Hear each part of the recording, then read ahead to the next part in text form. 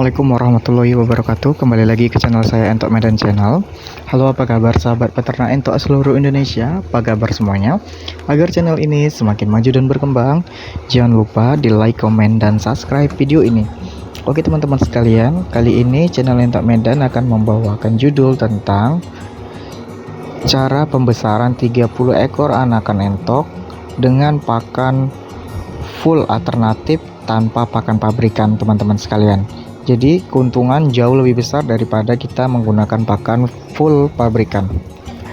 Nah teman-teman sekalian, yang saya maksud dengan pakan full alternatif ialah yang tidak mengandung pelet, teman-teman sekalian, pelet ataupun pur sama sekali. Jadi di sini saya pembesarannya itu tidak menggunakan jenis pelet ataupun pur, yang mana harganya dari hari ke hari, dari bulan ke bulan sampai tahun ke tahun memang sangat tinggi sekali, teman-teman sekalian, terus meningkat, tidak ada penurunan sama sekali. Jadi kita sebagai peternak itu harus pintar-pintar untuk mencari pakan alternatif, yang mana pakan alternatif tersebut bisa menekan biaya pakan harian, bulanan, bahkan tahunan, teman-teman sekalian.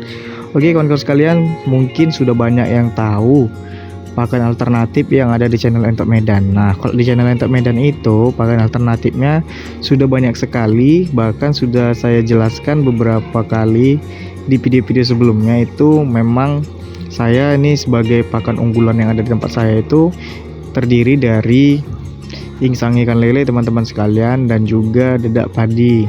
Dedak padinya juga kualitasnya yang sangat-sangat kurang baik lah istilahnya kalau di Medan ini, tanpa ada menir, tanpa ada pecahan berasnya itu, teman-teman sekalian. Menir itu ya pecahan beras, jadi memang full kulit padi yang digiling. Nah di sini saya menggunakan itu karena memang hanya sebagai pelengkap saja ataupun pewarna saja dia, teman-teman sekalian, biar ada teksturnya.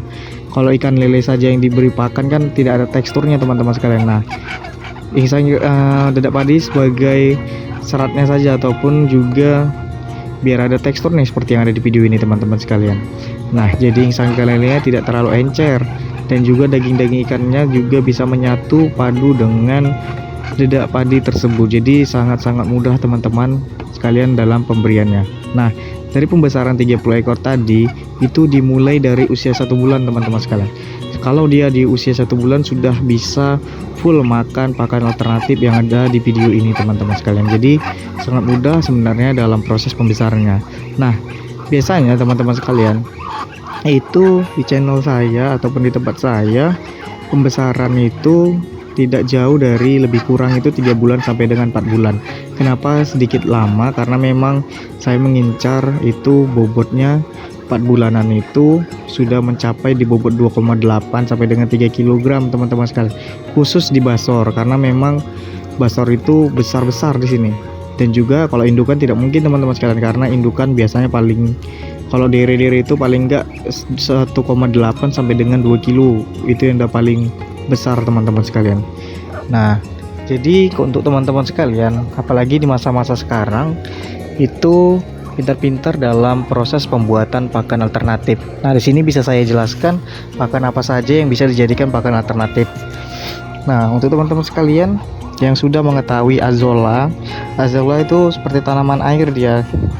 Nah itu kalau ada teman-teman sekalian di daerah kawan-kawan itu ada, itu digunakan juga bagus, dicampur dengan dedak padi dan dicampur dengan insang lele juga. Tapi kalau memang nggak ada insang ikan lelenya, itu bisa dicampur dengan bekicot, teman-teman sekalian. Bekicot itu kan banyak masihan kalau memang di tempat kawan-kawan itu masih di perdesaan ataupun perkampungan, atau lagi di tempat teman-teman itu memang ada persawahan, itu lebih gampang lagi. Cari aja keong-keong yang ada di sawah, lalu kita rebus di rumah, kita pecahkan cangkangnya, kita satukan dengan dedak, kawan-kawan. Dedak, kalau memang ada kangkungnya, itu kangkungnya kita cincang-cincang, kita campurkan di tempat pakannya. Nah saran saya, kalau memang pakannya protein hewani seperti kecot tadi, bekicot tadi, keong, kayak saya insang ikan lele, itu saran saya itu wajib direbus, kawan-kawan sekalian, sampai mendidih dahulu. Tujuannya untuk membunuh bakteri yang ada di alam. dan juga memang lebih sehat dia pakan yang dimasak dibandingkan kita memberi pakan yang tidak dimasak, kawan-kawan. Karena menurut pendapat saya ataupun pengalaman saya, kalau pakan yang tidak dimasak itu kalau kita tidak rajin dalam proses pembersihan atau mencuci seperti yang di video ini nih, talam-talam yang ada untuk tempat pakan ini, kalau kita tidak rajin membersihkannya, itu sangat cepat sekali pertumbuhan bakteri, dan juga tempat pakannya itu banyak jamurnya sehingga entoknya mudah diare ataupun juga bisa terkena kolera seperti berak hijau dan berak kapur, kawan-kawan sekalian.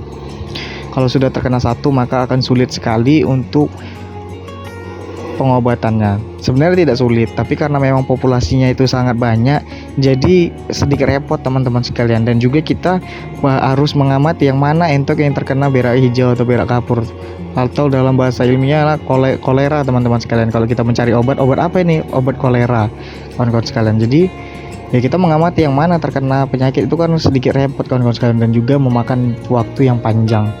Nah, sebenarnya sangat simpel dalam proses pemberian pakan alternatif tersebut tanpa pakan pabrikan, dan entok juga jauh lebih sehat menurut pendapat saya. Kalau banyak sekali makan pelet, entok itu cenderung lemas, dia hanya berdiam diri, jalan-jalannya kurang giras lah kalau menurut saya, karena memang terlalu banyak lemak, dia dagingnya juga terlalu banyak lemak berbanding jauh dengan pakan alternatif yang sudah saya gunakan untuk pakan entok tersebut.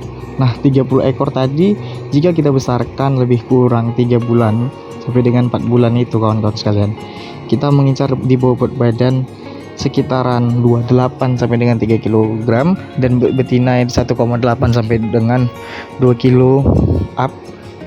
Jadi pakan alternatif ini itu sangat mendukung untuk proses pertumbuhan anakan entok tadi sampai kita panen, dan juga biaya kos pakannya bisa kita pangkas, yang mana harga pelet sekarang ini sangat terlampau tinggi, teman-teman sekalian. Apalagi untuk pemeliharaan atau pemberian pakan ayam, karena memang kalau anakan ayam ini sampai dengan dia panen, kalau kurang makan peletnya ya pertumbuhannya juga semakin lambat.